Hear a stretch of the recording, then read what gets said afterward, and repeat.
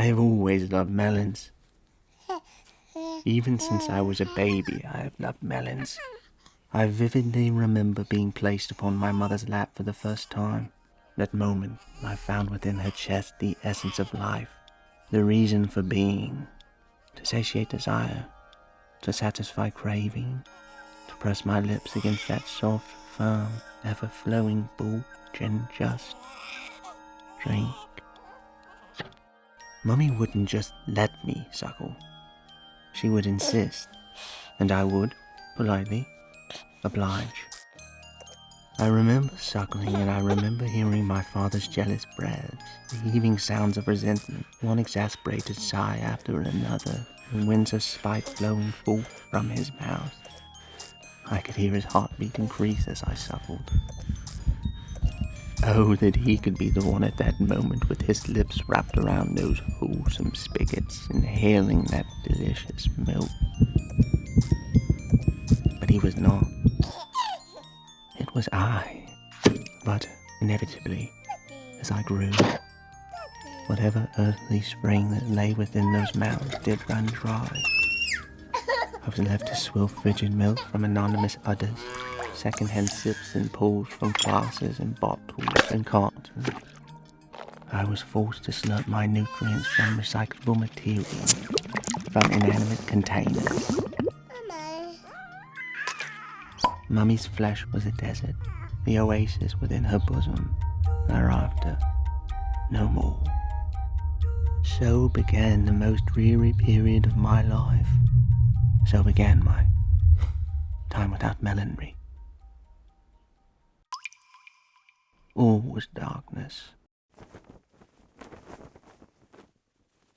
Then, she shed her tank top and, as a result, shed light upon my world. Her name was Bethany. Aged 15, I was 16 and had an automobile.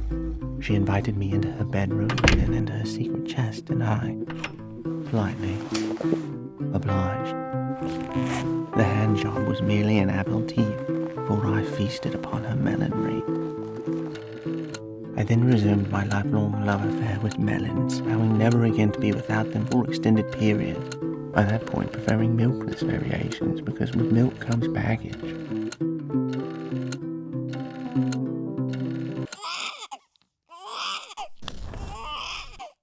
Oh, melonry. Melons, I love melons. The shape upon my eye, the weight of touch against the hull of my skin. Melons of all sorts and all sizes. I love melons from all continents, all peoples, all walks of life. American melons, African melons, Japanese melons, Chinese melons, Tahitian melons, Euro melons, and Arctic melons. Alien melons, should they happen to exist. All melons of all nations, all colours, all belief systems, all melonry is love. Were there ever a definitive argument against racism and nationalism, it would be found in melonry. For every woman you dislike because of the colour of her skin or the taxes she pays, you dislike twice as many melons.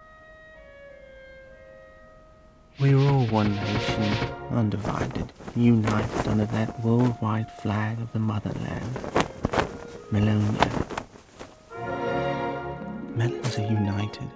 They come in pairs, man. They operate in conjunction to arouse and to ignite the fire within, like clockwork gears driving some divine watchmaker's testes, coaxing passion and art and culture forever forward, upward, outward, things able to stiffen resolve with little more than an image. The common misconception occurs, though, when pairs of melons are seen as half-wit, lossless duplications, clone copy and paste creations.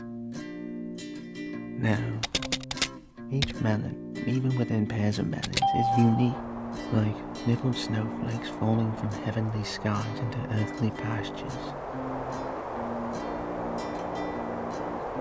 Only a chest level connoisseur of melonry is such as myself, can notice the difference most times, but all melons are, even within pairs, different. Always slightly, somehow, some way unique, even amongst each other. Could be a slight discrepancy in the shape, or the size, or the colour. Perhaps one melon's rosebud leads more toward a saturated hue of pink than the other, but perhaps the other a bit towards the purple part of the spectrum. Again, hardly noticeable, but absolutely present. Melons are emotionally elusive. They have a hypnotic quality about them that draws you in. Knowing from whence they get the ability to entrance and to engage is impossible. So many melon qualities do exist. Could it be the name?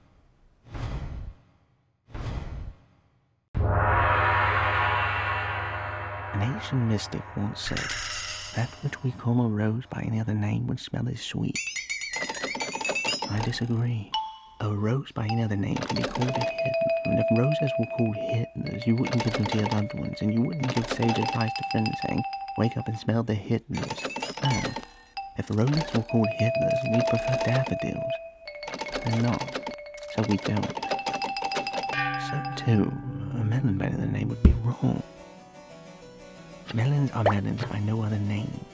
They are not tits, titties, tartars, cha-chas, fazongas, or fazongas. They are not breasts, fun bags, markers, boobies, jugs, earmuffs, hand warmers, angel cakes, bazookas, caboodles, honkers, hottentots, Hindenburgs, hood ornaments, hooters, love loads, macaroons, maiden paps, meatballs, mondos, montezumas, Banks's, Tahitians, Ottomans, pillows, noogies, muchachas, pom-poms, pointer sisters, tamales, torpedoes, shakers, shavers, Einstein dumplings, snugglepuff stacks, Tetons, the general's banquet, yams, timpanis, tortillos, singers, all zeppelins. They are melons, life-giving, life-sustaining, life-affirming melons. Melons are melons by no other name. To call them breasts would imply something too clinical. To call them boobs would be pointless. A titty, something jagged and angular, so calling them that just wouldn't sound pretty. The same logic applies to the rest of these profane utterances.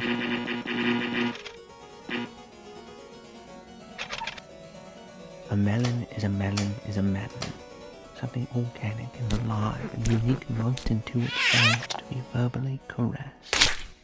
There's small melons and large melons, and somewhere in between melons. All sizes being relative, as no such thing exists as the biggest melon or the smallest melon, only smaller melons and bigger melons and much smaller melons and much bigger melons.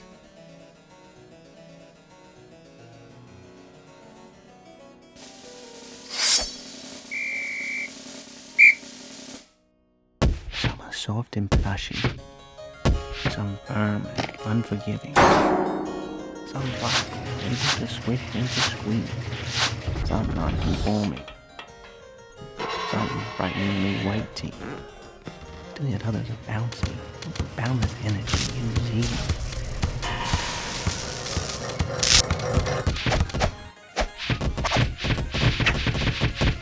As if the laws of physics involving mass, force, and velocity, and consequently,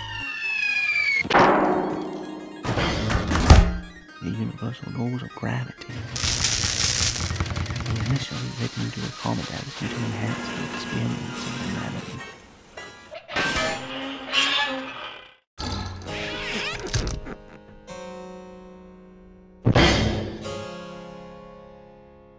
But as one goes further in, there's a point at which classical physics breaks down, and quantum melody takes over. We move in towards that divine singularity, find another joy, find the rosebud.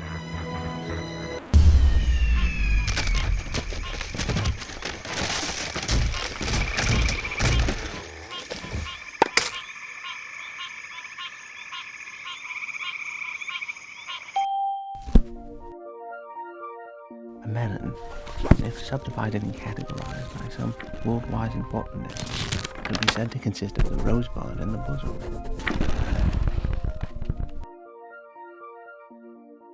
the rosebud aloft upon that holy mountain.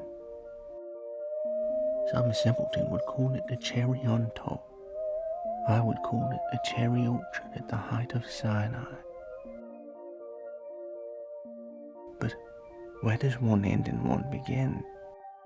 Some melons display a smooth, almost imperceptible gradient between the bosom and the bud. Other melons have what seems to be a unilaterally agreed upon demarcation, like some extensive, heavily guarded border crossing amidst all a warring nation, riddled and punctuated by skirmishes and standouts. But no, the melon is, or should be, a symbol of peace, of unity. The rosebud in the bosom in the rosebud. Oh, the simplicity of design, mathematical elegance, the harmonic unity, fractal construction, components moving inward yet ever out, unfolding, unending beauty. The design of the melon, as simple as possible, but no simpler. Within melons and betwixt melons of various proportions, oversized rosebuds and small bosoms, oversized bosoms and small rosebuds, vice versa, etc., et al., so on and so forth, ad infinitum. Some rosebuds be small, teeny tiny things, molecular, a hardly seen speck, possibly mistaken for a pink freckle. That small rosebud, rosebud pequeña, like some softly whispered secret in a loud room upon one strained to hear, once heard and rendered intelligible, a voice that reveals all truths. On the other hand, some rosebuds be big and overwhelming, like a massive advancing army led by Alexander the Great, crusading to conquer all melons, all chests. But do not fear. Do not run from oversized pepperoni rosebuds. No army is this, but a peaceful, benevolent, peated regiment bearing olive branches and preaching tranquility and love. And then some rosebuds are just normal sized, yeah? And they're pretty cool too, I admit, Joe. All these rosebuds of all sizes come in all shapes as well. The volcano, a steep, steady rise up to a divoted plateau. The Duomo, rounded, bulbous arch to paint atop a mounded melon temple. The Chinese rice terrace, a castaway island on the pink Mediterranean. But these are mere molds, but we chat about them variations beyond outer shape.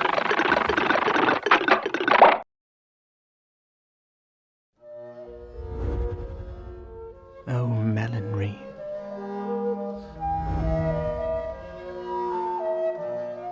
The perimeter breached to find speckled little goosebumps like braille riddled across the soft surface to be read by your blind soul.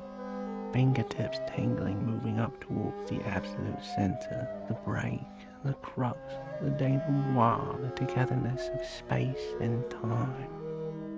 The summit of obtuse melonry. The thing which, standing at attention when called upon, does harden to the touch.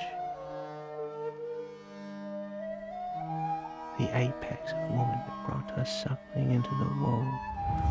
Little pink lighthouses that guide us ambling fruitfully around it. The teeth. Neath your fingertips or between your gentle teeth.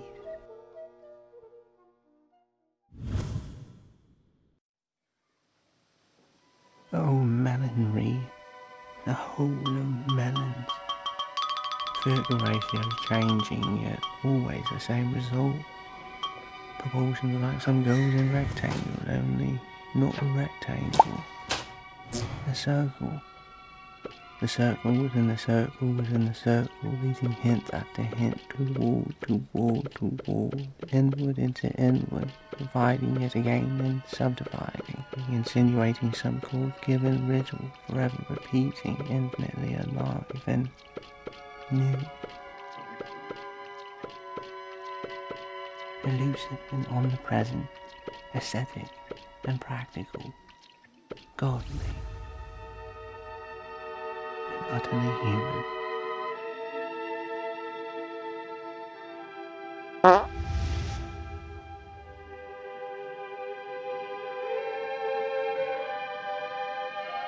It's our beginning. We enter this world into the arms of a loved one, our head held tenderly against her Melonry. And at our end, at the very moment when we leave this world, we can hope only for the same. Our aged heads nestle softly into their warmth, crying sweetly, smoothly. Shh, shh. Hush, little baby, don't you cry. Your mummy loved you forever, as now do I. Oh, Melonry.